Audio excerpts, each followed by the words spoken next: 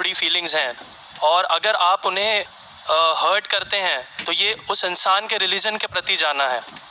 तो मेरा ये मानना है कि भगवान कुछ नहीं है, सिर्फ एक यूनिवर्सल ब्रदरहुड का माध्यम है, ताकि एक भगवान को हम पूजें या इबादत करें और इसके थ्रू हम यूनाइट हो जाएं।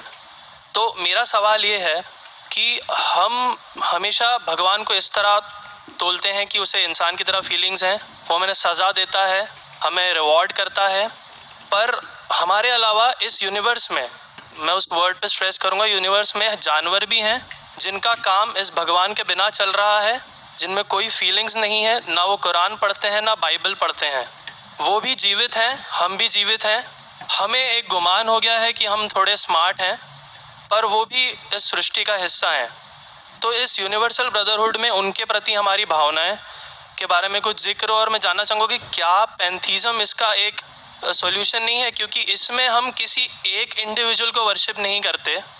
जैसा कि जुडाइज़म में कहा गया है कि I am a jealous God, और एक जेलस एक ऐसा इमोशन नहीं है जिसे हम पूज सकें मेरे हिसाब से।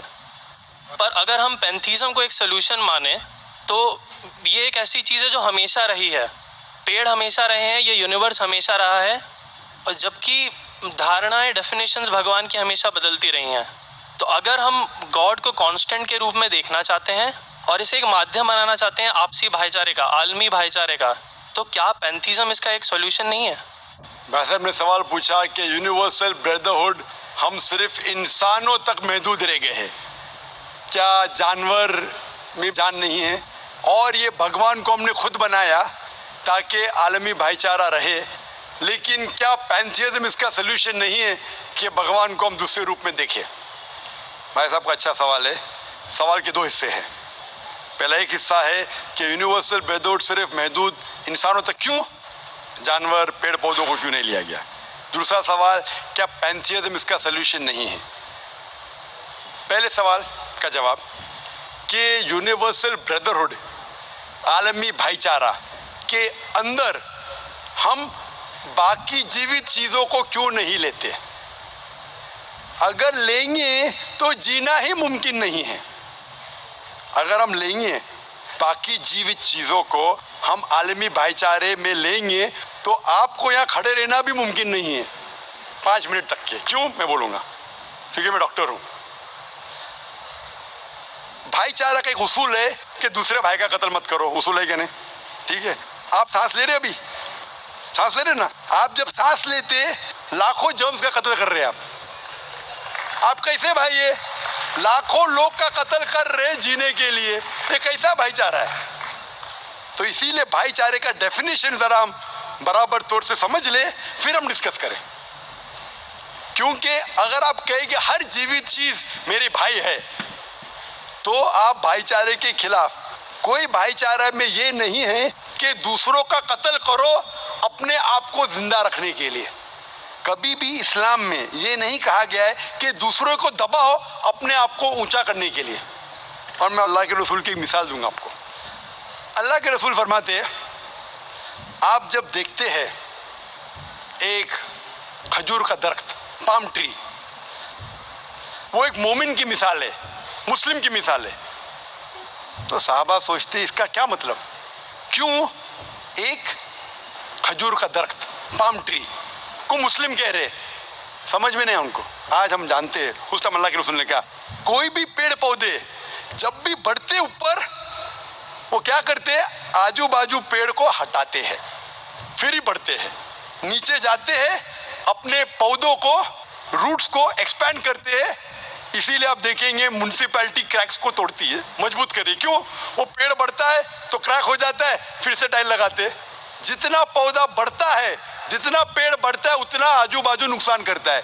एक वाहिद दरख्त है पाम ट्री, जो जितना ऊंचा जाता है दूसरे को नुकसान नहीं पहुंचे, सीधा जाता है। बाकी लोग यहाँ जाते वहां जाते, इसके घर में घुसते उसके घर में घुसते, ऊपर जाते सीधा, किसी को तकलीफ नहीं देते, नीचे भी जाते सीधा, आजू बाजू घूमते नहीं। अगर आप अपने आप को बड़ा बनने के लिए दूसरों को दबाएंगे, ये मुस्लिम नहीं। तो अगर मैं मानूं आपकी बात को कि हर जीवित इंसान को भाईचारा करूं, तो मुझे जीने का हक ही नहीं, किसी को जीने का हक नहीं है। लेकिन उसका मतलब ये नहीं कि हम दूसरे जीवित लोग को तकलीफ पहुंचाए जानबूझ के। इसीलिए इस्लाम में जब मोहम्मद सल्लल्लाहु अलैहि वसल्लम पैगाम दिए अरब देशों में, अरब ममालिक में, तो लोग ने कहा ये कैसा इंसान है। जब अल्लाह के रसूल ने कहा कि ऊंट के ऊपर ज्यादा वजन मत डालो, हराम है, घोड़े को ज्यादा तकलीफ मत दो, तो लोग कहने लगे ये तो अभी इंसानों की हुकूक की बात कर रहा था, अभी जानवरों की हुकूक की बात कर रहा है।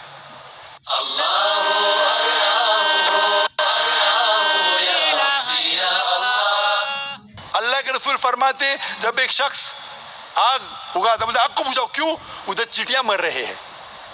उसका मतलब जानबूझ के कोई भी जीवित चीज को मारना हराम है, सिर्फ अनजाने में इजाजत है या जिसकी इजाजत खुदा ने आपको दी है, जिसकी इजाजत दी है खुदा ने।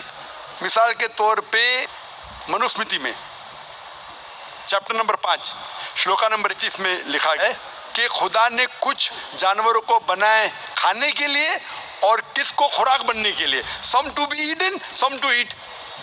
अगर वो खाने वाला जानवर दूसरे जानवर को खाता है जिसको खुराक के लिए बनाया है तो कोई गुनाह नहीं है।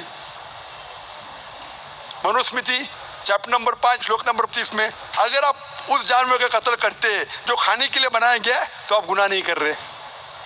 Manusmriti chapter number 5 shloka number 39 में सैक्रिफिशियल एनिमल, जो एनिमल कुर्बानी के लिए बनाए गए उसकी कुर्बानी देना गुनाह नहीं है। मैं क्यों हिंदू धर्म से कह रहा हूँ, मुस्लिम से भी कह सकता हूँ, बहुत से हवाले। उसका मतलब हमें किसी को तकलीफ नहीं देना चाहिए। लेकिन अगर अनजाने में चलते चलते चींटी मर गई तो आप बाहर चले नहीं सकेंगे, आप सांस लेंगे जर्म, तो अल्लाह ताला ने जर्म को पैदा किया है मरने के लिए आमतौर पे, तो आप गुनहगार नहीं।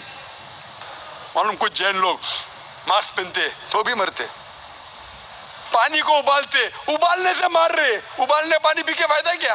अंदर मारने के बदले बाहर मार रहे, क्या फायदा? ये मुमकिन ही नहीं है। लेकिन जानबूझ के कोई जानवर को, और एक मिसाल दूंगा, हमारे खतीब जुमा नमाज पढ़ाए थे कल, डॉक्टर उस्मान, उनने अपने खुतबे में मिसाल दी थी। क्या एक औरत थी जो बहुत बेहया थी, क्या कहेंगे, जो आम तौर पे लोगों की जीनत थी। मैं लफ्ज़ उर्दू ज़रा मेरी कमज़ोर है, मैं किसी को ठेस नहीं पहुंचाना चाहता, इंग्लिश में कहेंगे नॉट विद गुड कैरेक्टर, बाजारी औरत। ज़रा मैं ऐसे लफ्ज़ इस्तेमाल करना चाहता हूँ किसी को चोट पहुंचे, तो बाजारी औरत थी जो बहुत गुनाह करती थी। लेकिन एक वक्त एक कुत्ते को पानी पिलाया तो अल्लाह के रसूल फरमाते सिर्फ वो एक अच्छे अमल के वजह से खुदा ने उसे जन्नत में डाला। बाजारी औरत गलत काम करती है, जिना करती है, एक अमल क्या की, एक कुत्ते को पानी दी, इंसान को नहीं कुत्ते को, और अल्लाह उसे जन्नत में डालता है। दूसरी तरफ एक अच्छी औरत, नेक औरत, लेकिन एक बिल्ली को बंद करती है, चेन करके रखती है, उसकी आज़ादी को कैद करती है, अल्लाह ताला उसको जहन्नम में डालता है, नरक में डालता है। इसे कहते जानवरों के हुकूक। मतलब जानवरों के भी हुकूक इस्लाम में है। अल्लाह के रसूल फरमाते कि चिड़िया की जान भी मत लो बिना वजह। चिड़िया, स्पैरो, आप पढ़ेंगे कुरान में और हदीस में कई इसके पर लेक्चर। तो इसलिए हम मानते हैं कि जीवित चीज का हमें एहतराम करना चाहिए, उसके रूल रेगुलेशन है। बोलेंगे सब जीवित चीज मेरे भाई है, नहीं भाई, सब भाई नहीं है। अभी कुछ लोग इतना करते, कुत्ते के पीछे हर महीने लाख रुपया खर्चा करते। अरे गरीब लोग मर रहे, लाख रुपये से 10 घर हर महीने लाख रुपया अपने पूडल के ऊपर डालते हैं। लाख रुपये से कम 10 घर तो चलेंगे ना महीने, 20 घर चलेंगे बम्बई में, हाँ के नहीं? वो 20 घर को संभालो ना, एक पूडल को संभाल रहे। ये किधर का इस्लाम है? ठीक है, जानवर की कदर करो, इतना कदर मत करो कि उसके हाथ में चेन डालो सोने की, ये करो, ये खाना लेके आओ। खाना लेके आते लाख रुपए का, आप समझ रहे ना? तो इतना मत इसराफ करो। इस्लाम के अंदर सिखाया गया है कि भाईचारा जो मैंने जिक्र किया, बट जानवरों को भी देखो और उसके साथ अच्छा बर्ताव करो, बिना वजह किसी जानवर का कत्ल मत करो। ये आपका सवाल था। आपका दूसरा सवाल इसके अंदर जवाब हो गया। आप कहते हैं कि पैंथियज्म, सबको खुदा मानना इसका जवाब है। उसका जवाब में कहा था, हमारे भाई जो अवतार सिंह थे ना, उसने कहा था पैंथियज्म, सब कुछ खुदा है, सब कुछ खुदा है। इससे क्या होता है कि सब कुछ खुदा है, मतलब अगर आप सबको खुदा मानते, चोर को भी खुदा मानते, डाकू को भी खुदा मानते, खुदा का मतलब उसका कहना मानना, बराबर कि नहीं, उसकी इज्जत करना, उसकी इबादत करना, वो जो कहता है उसकी बात मानना। तो आप अगर वो चोर को खुदा बोलेंगे, वो बोलेंगे चोरी को, आप चोरी करना शुरू करेंगे। वो बलात्कार करने वाला कहेंगे आपसे, आप उसको खुदा बोलेंगे, चल भाई बलात्कार कर, आप करेंगे? करेंगे? तो इसी तरह ये इलॉजिकल है। खुदा एक है और सिर्फ उसकी इबादत करना चाहिए। और ये जो फिलॉसफी है, ये फिलॉसफी जो आप बोल रहे किधर से आई, इसे कहते हैं एंथ्रोपोमॉर्फिज्म। क्या कहते हैं? एंथ्रोपोमॉर्फिज्म, मतलब गॉड ने हर चीज की शक्ल हासिल की। और इसके अंदर एक फिलॉसफी है कि खुदा इतना पाक, इतना नेक, वो जानता नहीं कि किस तरीके से इंसान को तकलीफ होती है। और ये एंथ्रोपोमॉर्फिज्म जो फिलॉसफी है, खुदा अलग अलग चीज में शामिल होते हैं। और कई मजहब, इस्लाम के अलावा कोई मजहब कहता है कि खुदा एक बार इंसान का रूप हासिल किया, कुछ मजहब कहते हैं अनेक बार। और उनकी लॉजिक है कि खुदा इतना पाक, इतना नेक, इतना महान, उसे पता नहीं इंसान की तकलीफ क्या है, इंसान को किस चीज का बुरा लगता है। इतना नेक, इतने पाक, इंसान को दर्द कैसा होता है, इंसान को तकलीफ कैसा होती है। तो ये खुदा जो नेक और पाक है, जानने के लिए इंसान के उसूल क्या होना चाहिए, वो इंसान का रूप धारण करते हैं। ये फिलॉसफी है एंथ्रोपोमॉर्फिज्म की। ऊपर से लगता है बहुत लॉजिकल है, खुदा इतना नेक, इतना पाक, इतना दयालु, वो जानता नहीं बेचारे इंसानों की क्या तकलीफ है, क्या मजबूरी है, क्या मुश्किलात है। तो इंसान का रूप धारण किया लिखने के लिए क्या इंसान के लिए अच्छा है बुरा है। ऊपर से देखें तो बहुत अच्छा लगता है, लेकिन तहकीक करेंगे मंतिक से तो एकदम ही गलत। मिसाल के तौर पे, अगर मैंने एक डीवीडी प्लेयर बनाया, डीवीडी प्लेयर, क्या मुझे जरूरी है कि मैं डीवीडी प्लेयर बनूं ये जानने के लिए डीवीडी प्लेयर के लिए क्या अच्छा है क्या बुरा है? जरूरी है? नहीं। मैं एक इंस्ट्रक्शन मैन्युअल लिखूंगा कि डीवीडी प्लेयर को प्ले करने के लिए डीवीडी डालो, प्ले का बटन दबाओ, स्किप करने का स्किप का बटन दबाओ, स्टॉप करने का स्टॉप का बटन दबाओ। पानी में मत डालो, खराब हो जाएगा, ऊपर से मत फेंको, खराब हो जाएगा। मुझे डीवीडी प्लेयर बनने की जरूरत नहीं। इसी तरीके से खुदा हमारा खालिक है, हमारा बनाने वाला है, हमारा पैदा करने वाला है, उसको इंसान बनने की जरूरत ही नहीं। वो क्या करता है? इंस्ट्रक्शन मैन्युअल लिखता है, इंसान के लिए क्या अच्छा है क्या बुरा है, क्या खाना चाहिए क्या नहीं खाना चाहिए, कैसा इबादत करना चाहिए। और इस खुदा का आखिरी इंस्ट्रक्शन मैन्युअल है कुरान।